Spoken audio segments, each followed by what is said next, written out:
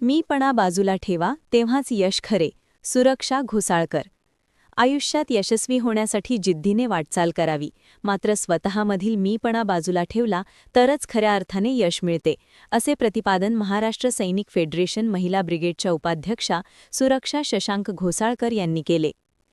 सोमवंशी क्षत्रिय युवक मंडळाच्या 48व्या वर्धापन दिन व वार्षिक पारितोषिक वितरण समारंभात त्या प्रमुख अतिथी म्हणून बोलत होत्या. हा कार्यक्रम नुकतेच काशीदास घेलाभाई हायस्कूल आगाशी येथे उत्साहात पार पडला. या कार्यक्रमात सोमवंशी क्षत्रिय समाजोन्नती संघ फंड ट्रस्टचे कार्यकारी विश्वस्त सुरेश प्रभाकर वर्तक, मंडळाचे माजी अध्यक्ष माधव गोविंद म्हात्रे, विद्यमान अध्यक्ष महेश बळवंत म्हात्रे यांच्यासह आजी-माजी पदाधिकारी, मान्यवर व पत्रकार मोठ्या संख्येने उपस्थित होते.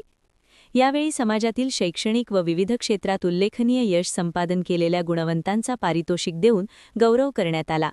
तसेच नवोदित साहित्यिकांच्या लेखनाचा समावेश असलेल्या अंकुर या हस्तलिखिताचे प्रकाशन करण्यात आले.